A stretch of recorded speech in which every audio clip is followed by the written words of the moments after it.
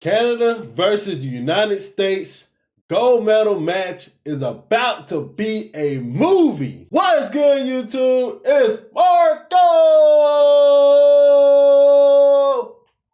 Beam back with another video, man. Thank you, Jesus, for allowing us to be here another day. And hold up real quick before we get into this video, man. Go ahead and comment down below. Let me know your score predictions, or if you're watching after the game, let me know your thoughts about the game, man. I'm excited. Only thing I'm not excited for is that this game is happening at 7 o'clock in the morning my time. But I will be up and I will be watching.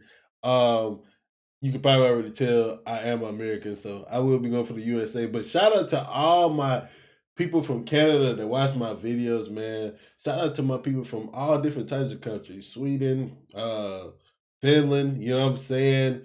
Slovakia. I might have some people out there Slovakia watching. They might not know a damn word I'm saying, but they may be watching, man. So first of all, shout out to everybody's team that's in this tournament, man. Amazing that it can happen like this. Amazing that they brought hockey back this year. I'm excited about that. But let's go ahead and get into it, man. So hit that like button, hit that subscribe button, turn those post notifications on. Let's get into it, man.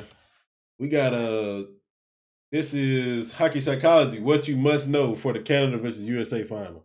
It may be too loud, so I have to see. This is the moment we've all been waiting for, a Canada versus USA final in best on best hockey. After a crazy comeback win against Finland, Canada advanced to the gold medal game while Team USA made tidy work. That just made a save of the year, man. I moved my microphone slightly and unplugged it. But yeah, that game, Canada versus Finland was good. I watched the last 3 minutes. I watched that last goal, dude. They had McDavid, Celebrini, and McKinnon on the ice again in the last 3. Dude, it was insane. Of Slovakia to set up the matchup that everyone anticipated heading into this tournament, with a magnitude of what's at stake, along with the current political tensions. But yo, what? Canadians say U.S. no longer an ally is bigger threat than Russian. Oh my gosh, what? No way, no way. We not. It's not like that, is it? Is it like that? Is it like that? It may be like that. I don't know. I'm loving it though. I'm loving it. Let's get into it, man. Oh snap! I have to change my. Between these two nations, this is shaping up to be one of the biggest hockey games of all time. Yeah. Both teams have had a different path to this spot, so let's take an in-depth look of how both will try to expose one another to win a gold medal. Let's see it. Let's start with the path of victory for Team USA. Now, the narrative, without a doubt here, is that the States are looking for revenge. After falling just one OT goal short to Canada last year, they're looking for redemption in the gold medal. Four Nations was tough, too. Four Nations was real tough. Four Nations was beautiful. Medal game. Last time they were without Quinn Hughes. Whoa! About 75% of my viewers aren't subscribed. So if you aren't subscribed, hit that subscribe button for me. Turn those post notifications on. It really helps the channel out and helps the channel grow. Now, back to the video. And so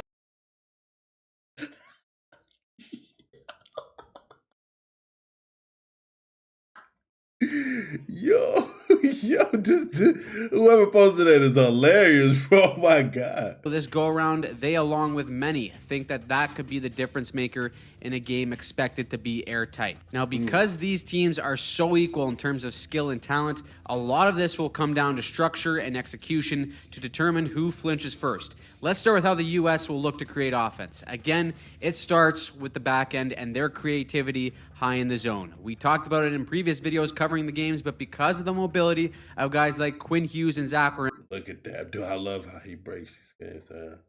Look at that. Look at that. Okay, man. Stefanski, you'll see them interchange with forwards frequently high in the zone with scissor routes or tiny seam passes to create defensive breakdowns. Another way they'll try and get Canada running around is with this high crawl play. Watch as Matthews carries this puck up towards the blue line. Werenski on the weak side is going to activate downhill, and you get a grade A look that leads to a goal. That is with possession, but then you have Team USA's forecheck, which has been a staple of their game going back to last year. They play a straightforward physical style that gave Canada fits at times during the Four Nations. We saw this firsthand against Slovakia and what it looks like at its best. You got two Kachucks here coming in hot, the Bash brothers. Matthew, as the F1, takes the body. Brady comes in to collect the puck and centers it out to Eichel, who's all finesse. Vanessa Hudgens, they call him. And that's how USA... Vanessa Hudgens? Vanessa Hudgens? Nah. ...can impose their physicality with their finesse side of the game. Because of their heavy forwards, they can win pucks down low, go low to high, and then transition into this 2-3 type of style to create havoc.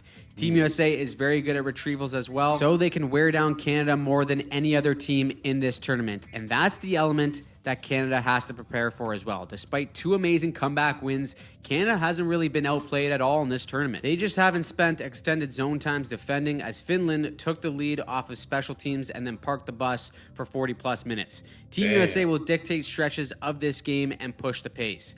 Next, defensively, if Team USA wants to win gold, they should somewhat take a peek at how Finland stifled Canada at times in the neutral zone.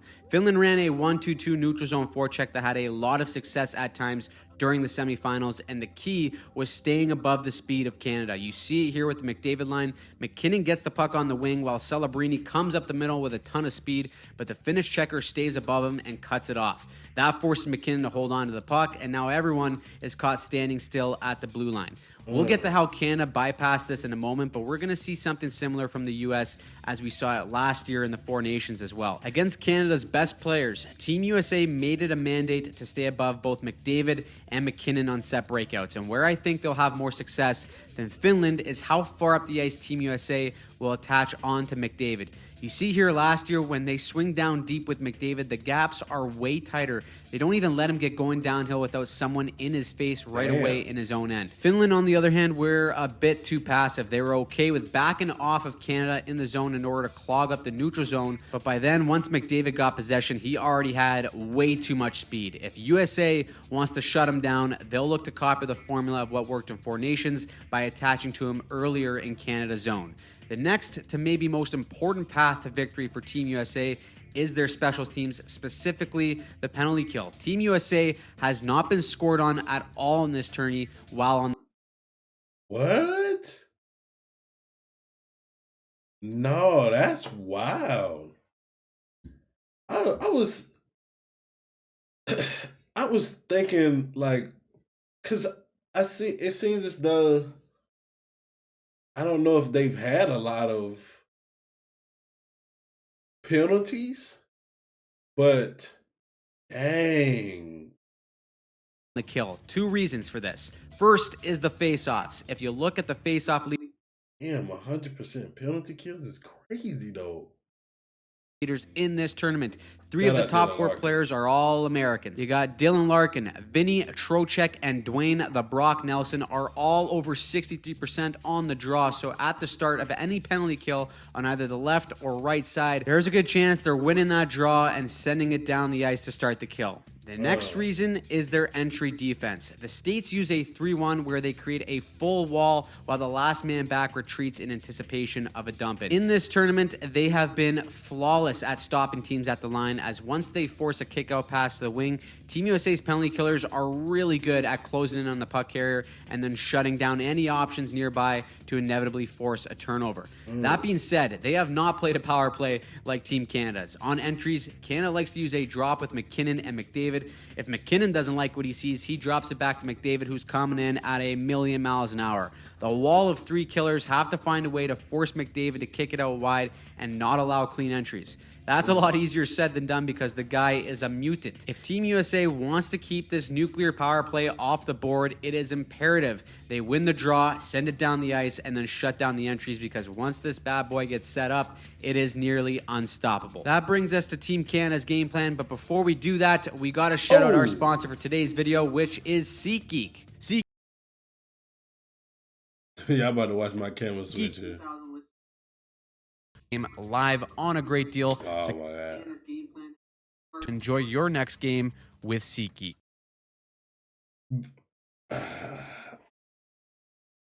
Basically, I changed my hotkeys to my arrows, and so now I can switch back and forth faster.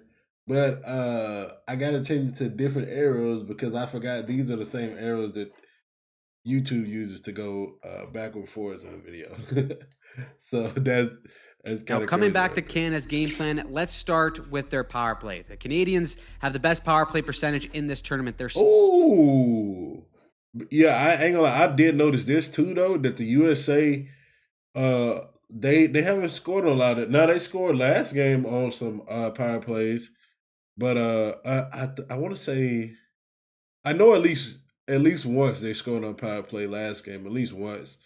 Um, but damn, that's a big percentage difference right there. 7 for 16, and even without Sidney Crosby, Celebrini has fit in perfectly. Now, the U.S. plays a diamond PK, which we've seen how Canada can expose several times, both in these Olympics and last year during the Four Nations. The go-to play is the down low and a cross move, but we saw firsthand versus Finland how they take advantage of what their opponent gives them. On the first power play goal, Finland completely took away the bumper and cross seam pass, so they used their bomb from the point to hammer one home and got some help from Tippy Longstock and himself and Sam Reinhart. The other area that they're going to look to win on the power play is along the wall. 50-50 pucks along the wall are cues for penalty killers to get aggressive, but they're also an opportunity to take advantage of a temporary break in structure. We saw it in the game-winning goal against Finland. It's a puck low on the rim. Celebrini knows that the killers are going to get aggressive, seeing that his back is turned to the play, so he instantly rips it out to the slot. It makes its way over to McDavid, and now the killers are chasing the play to get back in position. Once you get killers chasing, seams open up, and magic ends up happening. The dog Nathan McKinnon gets the game-winning goal. That was a hell of a shot, If Canada gets set up, hell of a shot. When I saw it, but I was watching it and I was like, and I'm not gonna lie, they did a great job on this power play, bro. They had several, like, before they scored this goal, I was like, they're about to score, bro. It was just pressure, and they just couldn't get the puck to go in, and then he shot that, and this was an insane shot. It was an insane shot. this will be the detail that wins them the special teams battle. Next, we'll shift over to Canada's strategy when even strength. It is no secret, their bread and butter is on the rush. They lead the entire tournament in terms of rush chances per game. In this tournament, we've seen Canada generate off the rush in a number of different ways. We've seen them use these little 2-foot slip plays to support, to work their way through the layers while maintaining possession, but we've also seen them stretch the zone by sending a winger to the far blue line to create space underneath so that their players can come up the middle with a ton of speed and space. Against Finland, we also saw them leverage the space that they were given early in the zone by building that speed to get in behind the layers of D while also providing a support option. That being said, Canada will be forced more than ever before to chip pucks in, so they must win the battle below the goal line and play a heavier style if they want to create better looks. Even with pucks being dumped in, we've seen firsthand how this Canadian team wins puck battles and creates off the cycle. The crazy part is that the best line on the team is still the Big Mac line when it comes to these types of plays. McDavid, McKinnon. I love that name. I ain't gonna lie. I love that name, bro. But I think you'll look back on hockey, and even now, you understand that, dude. This lineup right here is like, this is a crazy line. And I would say, like, bro, at least these two definitely in their prime. McDavid. I'm sorry, McJesus. McJesus and McKinnon. But then this kid coming up, bro. Canada's gonna have some. I can see, like, I mean, they got the opportunity. They literally have the opportunity to win a gold medal now, but even in the future, whew, Gonna be tough to defend. and Celebrini are incredibly dangerous off the cycle and in this triangle formation. Usually with either McKinnon or McDavid down lower on the half wall, Celebrini is the trigger man. Because of how great Celebrini is at finding these pockets of space within coverage, he's the perfect fit for those two as they have the ability to suck in one or two defenders with their presence. For that reason alone, it may go down as one of the greatest lines ever assembled. And if Canada y'all saw he snuck in there, still just 19. finds a way to win, that line will be right in the middle of it. Now, defensively, Canada has to do all the same things as the U.S. in terms of protecting the neutral zone. But if Canada wants to limit USA's play in the trenches and avoid extended zone time, then Jordan Binnington's puck skills play a huge factor. This was the case last year as well, and is probably why they're so comfortable with him back there in the crease. But he acts almost as a third D-man that will help them get out of their zone quickly. He is crucial in helping Canada's defense avoid the pressure of an F1 breathing down their neck and establishing the forecheck. If Canada wants to avoid spending a lot of time on their own end, Binnington will be a huge part of that. However, like I said earlier, there's going to be times in this game where Canada is forced to spend extended time in their end defending, which is something they haven't had to do. Now, we've seen them use this hybrid style of defense where it's a zone coverage down low, and then when the puck is up high, it's a man-on-man coverage. However, this will be a key area that'll make or break the success for Team Canada. Because of how well Team USA can move as a five-man unit, thanks to Hughes and Werenski on the same pair, their coverage has to be airtight. We've seen what happens to defenders when they try to defend Hughes in a man-on-man situation. It doesn't end up going too well. And how Canada sorts out their coverage on these low-to-high plays will be critical to winning this game. Overall, the margin for error in a game like this is going to be so small. This is as 50-50 as a game gets. Of course, there's certain elements that could totally change the dynamic for the game on either side. I think on the USA side, Connor Hellebuyck and Quinn Hughes have to be the biggest X factors that can swing a game for the US. And facts. For Team Canada, a big one is Sidney Crosby. This right here was, oh, excuse me. This right here was, it's really devastating to me, man. I hated to see that. I like to see best on best, which that doesn't mean that Canada's just not gonna beat it, because they're still gonna beat Canada for sure. They still got, you know what I'm saying? They still got heavy hitters, but this one right here sucked, bro. That sucked. I don't know if he's going to play in the gold medal game, and if he does, how healthy will he be? But there's an intangible with Sid that is undeniable in these big moments, and his status will be huge for the psyche of Canada. At the beginning of the tournament, I said I thought Team USA... If he does play, that'll be wild. But I can say that I don't think he should play if it's super bad. But then at the same time, it's like, I understand, bro. This is like, this NHL is cool. But I'm telling you, when you are out here doing it for your country, that's the difference, bro. You know what I'm saying? You just put your life on the line. Because you got to think about it. There's people in the Army that's putting their life on the line for you every day. So at least, you know what I'm saying, you could win a gold medal for them or try your best. USA finally gets it done. As a Canadian, my mind says US, but my heart says Canada. I like that. I like that. I like that because I'm literally the same way. I'm literally the same, bro. Like, I don't know. I want to say US, but then at the same time, I kind of feel like Canada's gonna get it, but I have no clue. Canadians have always found a way to get it done in these types of moments, and we're going to find out in the gold medal game if the story changes or if history repeats itself. So who do you have in the gold medal game? Let me know in the comments down below. We're going to be breaking down the full game afterwards and what went wrong and right for both teams. So make sure you subscribe to the channel and turn on notifications so that you don't miss a single thing. Oof. Oh, what do I think? Ooh, am I going to score prediction right here?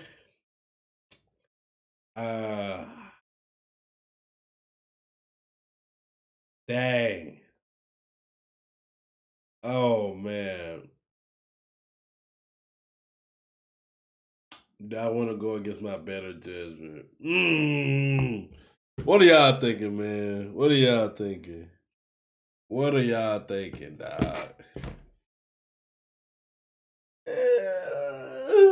Let's switch it over. Let's go. Let's go to this one. Oh, hold on. What thing? Hold on. Don't do that. My computer was trying to play another video. Me personally, as an American, of course, I want the U.S. to win. It's been some, I think they said like 40 years or something like that that I saw. I was like, damn, I never knew that. But I also have this, what